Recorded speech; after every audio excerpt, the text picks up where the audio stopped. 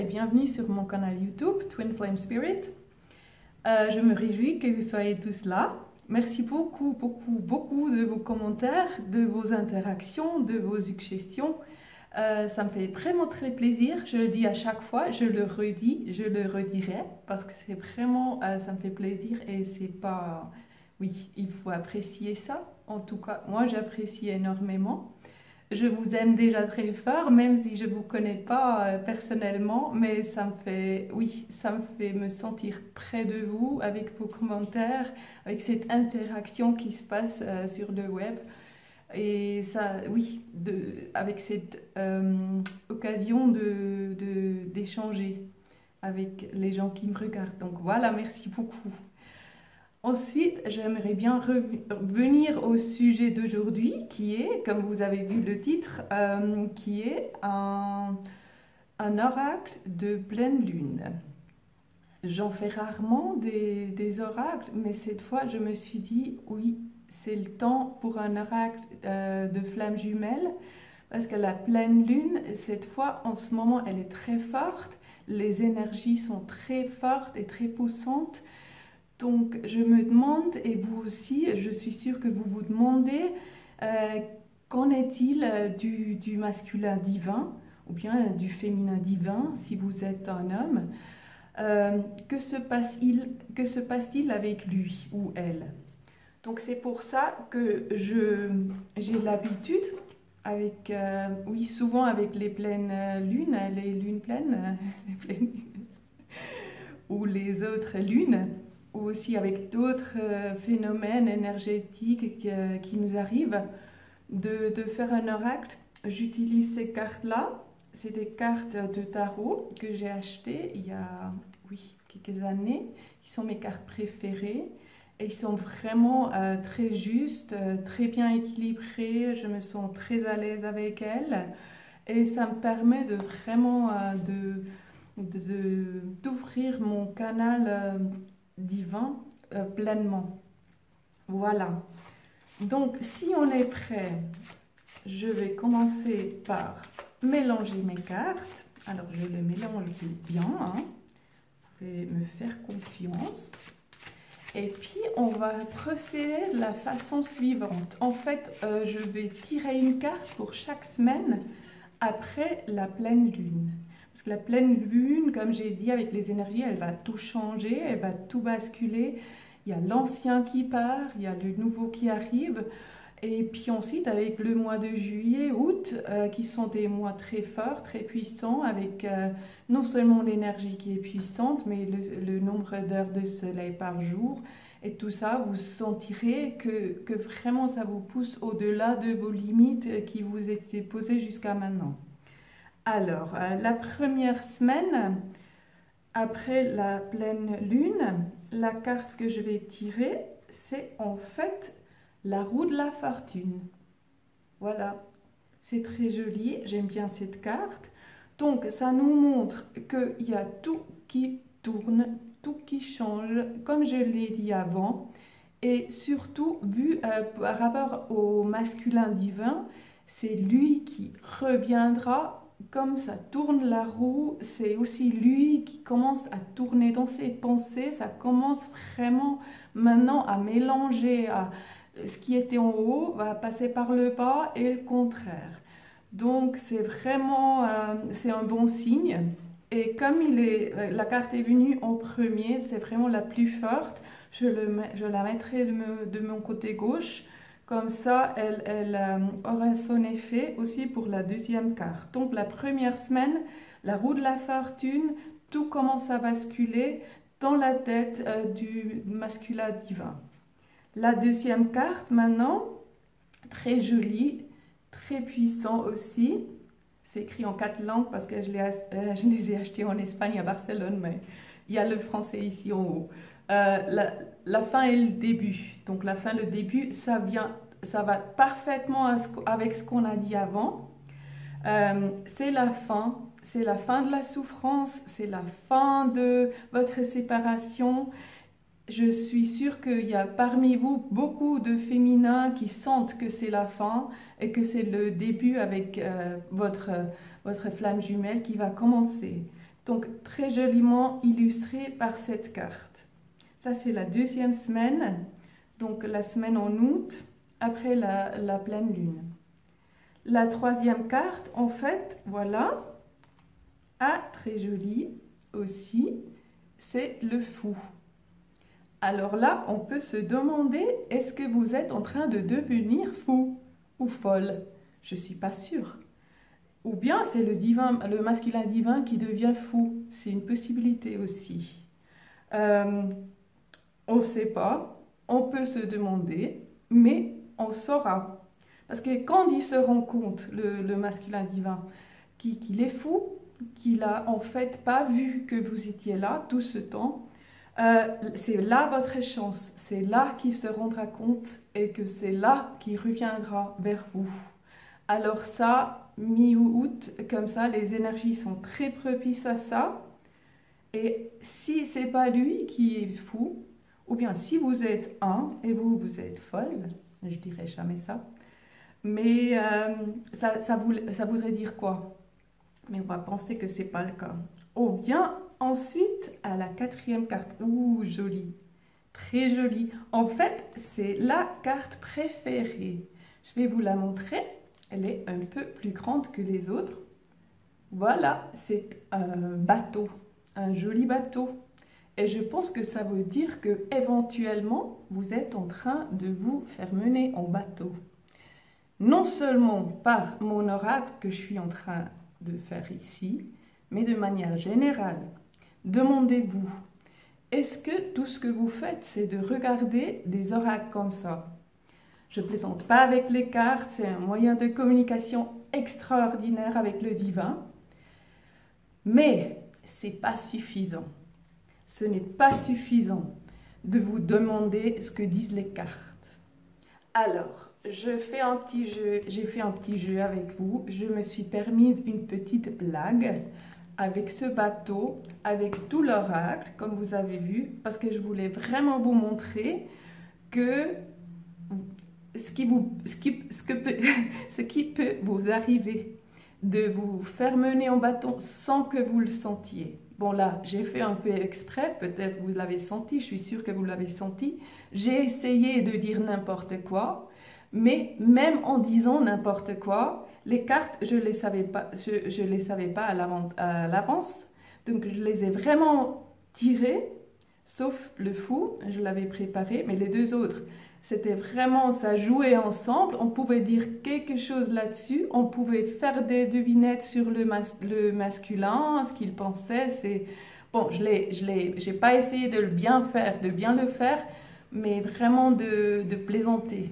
Mais je sais de mes amis que parfois quand je plaisante, ça se sent pas. Donc peut-être vous m'avez cru. Et c'est pas mon but de parler mal des gens qui font des oracles, ni des oracles, je pense que vous comprenez ça.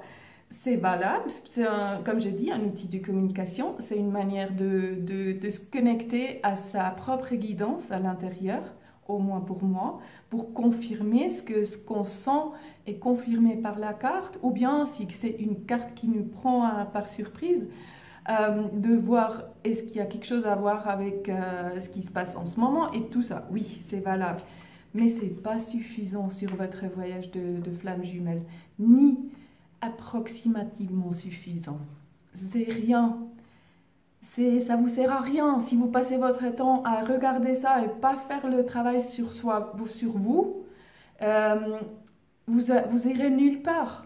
Pas nulle part, mais pas aussi vite, on ne serait pas aussi vite que vous pourriez. Parce que c'est vous qui gérez votre voyage. C'est pas un hasard, c'est pas le destin. C'est pas un jour on sera ensemble si les cartes sont bonnes.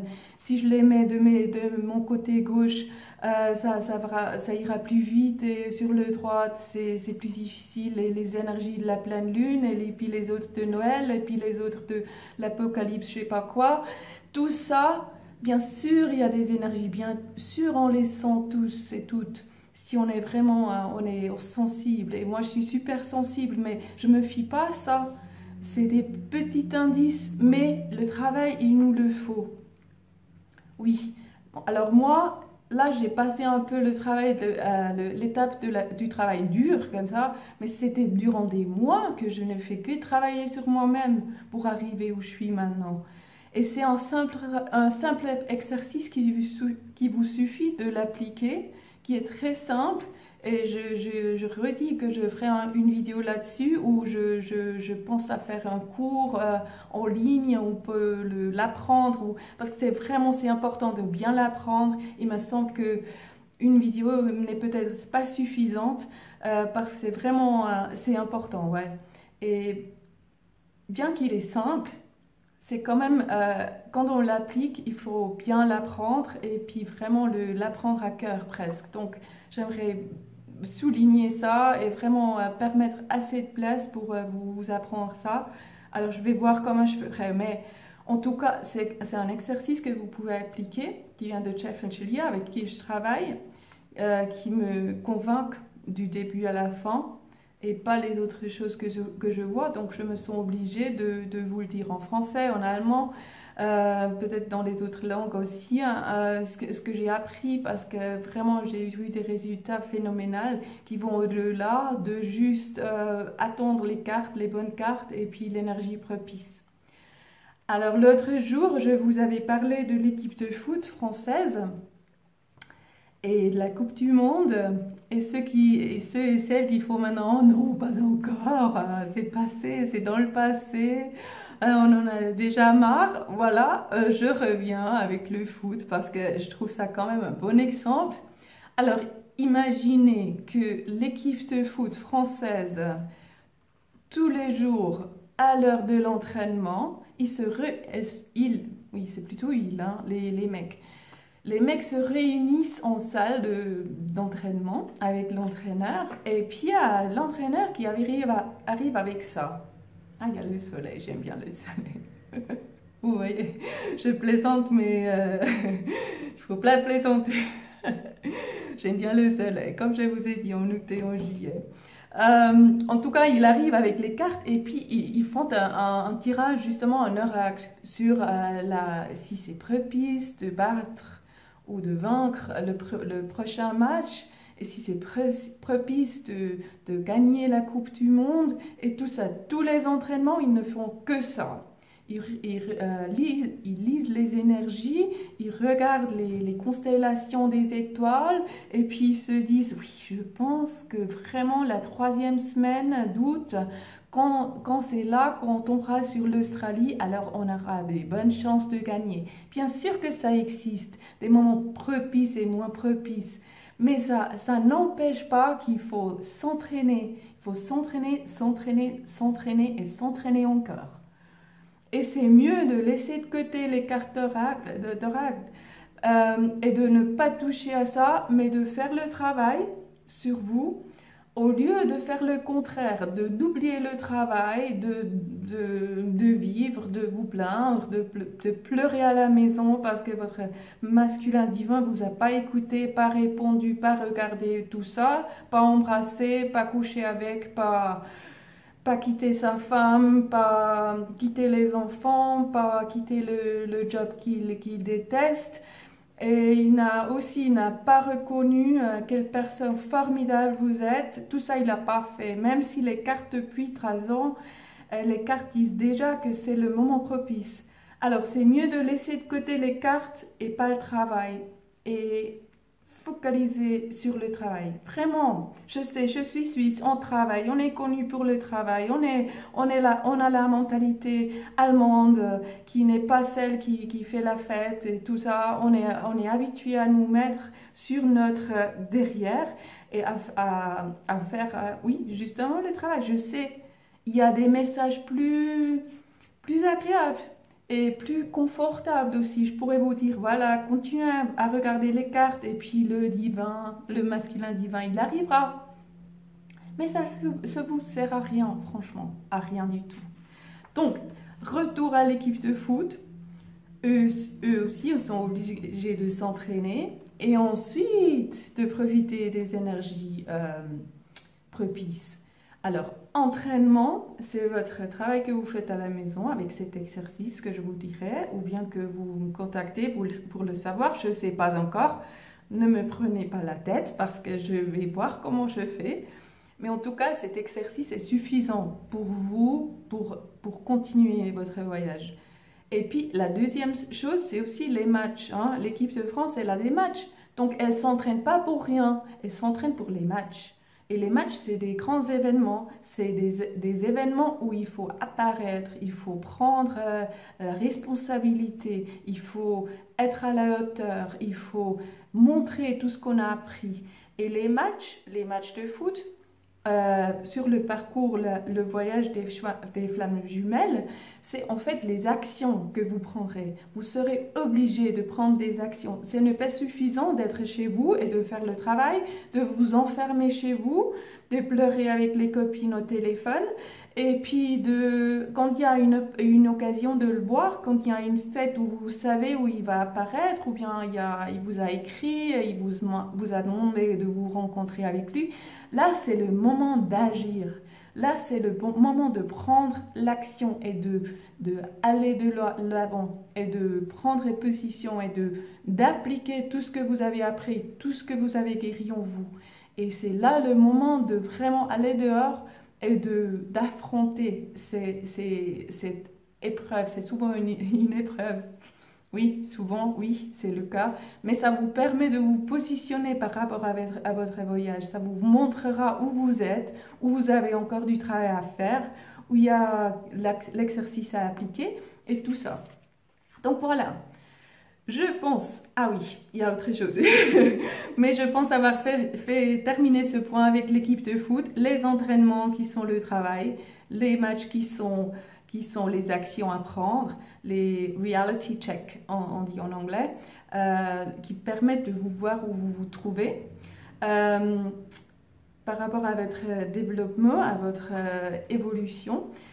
Voilà. Je reviens vite alors, c'est ce que je voulais ajouter encore, aux cartes, à ces oracles qu'on voit partout sur YouTube, qui ont leur valeur, j'en doute pas. J'ai passé un moment à les regarder, quelques années derrière, mais oui. Puis maintenant, mais en tout cas, ce que je voulais ajouter, c'est à chaque fois que vous entendez quelqu'un ou une phrase qui est composée de lui et elle, ou bien de lui, le masculin divin, et vous, le féminin divin, à chaque fois qu'il y a ces deux polarités, ces deux parties, ces deux concepts, ces deux personnes dans une phrase, je généralise beaucoup maintenant, beaucoup. Il faudrait quand même faire le tirage. Quand même, il y a des phrases, moi aussi, hein, où je dois dire lui et moi. Mais de manière générale, vous pouvez partir du principe que c'est là, quand vous entendez le masculin divin, il est loin, il n'a pas envie de vous voir, ils se sont envahis par ses pensées et nanana. Et vous êtes de l'autre côté. Pour moi, ça sent déjà la séparation et la distance entre les deux. Alors, je veux vous dire, mon point d'argument ici, c'est que ça s'appelle ça un nom. Et le nom qu'on donne, là où j'apprends ce que je vous dis maintenant, c'est assez important parce que c'est ça ce qu'on veut éviter. C'est la conscience de séparation. C'est la conscience de séparation. Separation consciousness in English. Et ça, tout ce travail qu'on fait sur ce voyage, c'est pour éliminer la conscience de séparation et c'est pour arriver consciemment dans la conscience d'unité. Et il y a quelqu'un, je pense que c'est Catherine qui m'a laissé un commentaire en disant que c'est difficile à vraiment comprendre qu'on est un avec lui, que le masculin divin et le féminin divin, ils sont un. Mais c'est justement ça qu'il faut comprendre, parce que notre tête, notre mind, c'est difficile pour lui de comprendre ça. Mais tout ce parcours, on fait pour que ça devienne comme une deuxième nature, une second nature. que ça devient tellement évident et tellement naturel de penser qu'on est un avec lui, qu'il n'y a rien d'autre qui existe. Et quand vous arriverez là, il arrivera aussi, votre flamme jumelle arrivera dans le physique. Et quand vous arriverez à ce niveau de conscience que vous êtes vraiment un, vous sentirez les phrases qui sonnent fausses et qui sont oui, lui, il est là-bas, et puis il est en train de se foutre de vous, et puis vous sentirez que ça sonne faux, parce que en fait, vous êtes un. Et toutes les phrases qui commencent avec un il, avec le masculin divin qui s'en fout de vous, etc., c'est cette conscience de séparation. Ça montre, parce que la langue, je suis linguiste, hein, parmi vous, il y a peut-être des linguistes aussi, vous savez que la langue, ça montre notre conscience, la manière dont nous pensons. Ça montre nos pensées, ça montre notre état de conscience. Je ne trouve pas d'autres mots.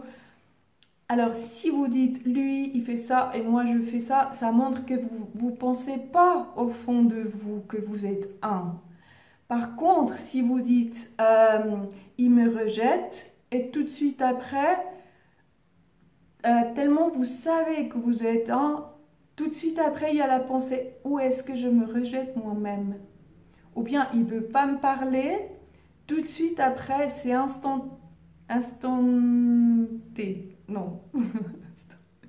instantanément, il y a cette pensée qui vient et qui est où je fais ça moi.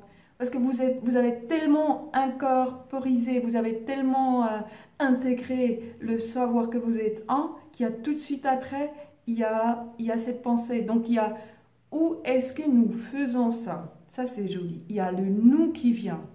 Où est-ce que nous nous rejetons?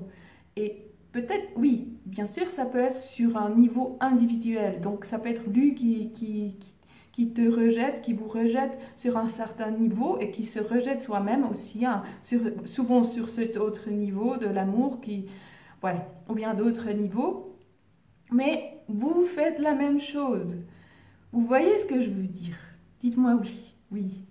Je sais que vous comprenez. Quand on est en train d'expliquer, on sait jamais vraiment si c'est clair. On ne sait pas, hein.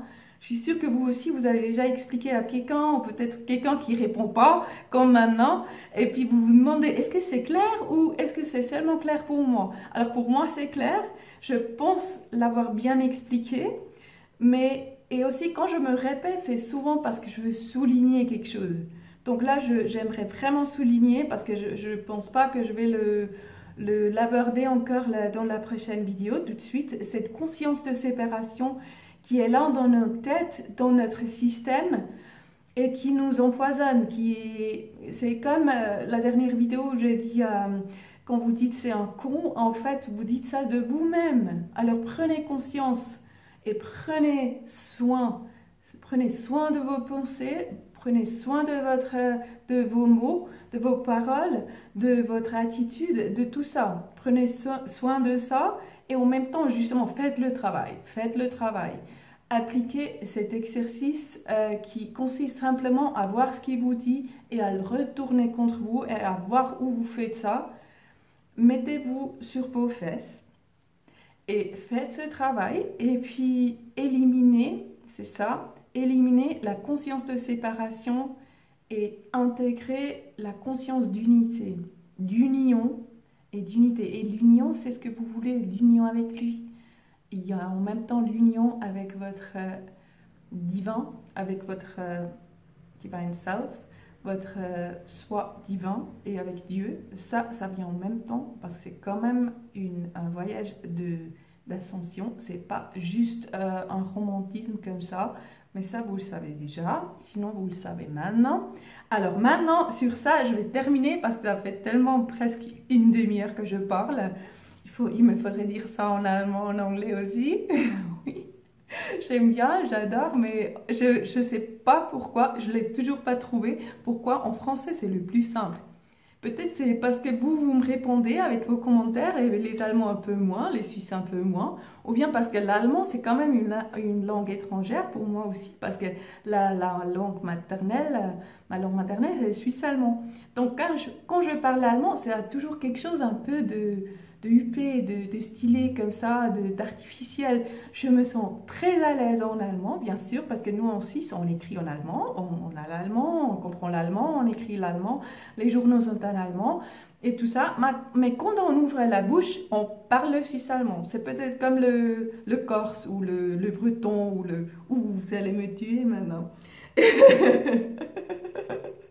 Peut-être c'est pas la même chose, mais c'est comme une langue à part, le suisse-allemand. C'est comme le flamand par rapport à l'allemand. Il y a la racine est la même, mais pas le reste. Alors voilà, donc c'est peut-être pour ça qu'en allemand, je sais pas.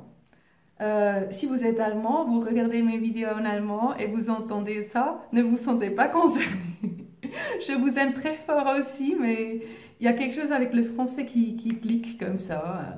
Je vous ai déjà dit. Et puis en anglais c'est l'anglais. Je sais pas, j'aime bien faire l'anglais, mais c'est lié à l'américain, c'est lié aux Américains, c'est lié à une langue qui me va assez bien, qu'on parlait couramment dans le monde, qui est une langue de business, peut-être que c'est pour ça. Et puis le français, c'est où mon cœur réside. Oh, c'est joli. Voilà, je vous laisse. Merci d'avoir écouté, merci d'avoir regardé jusqu'à la fin. Ne m'en voulez pas pour la petite blague que je me suis permise.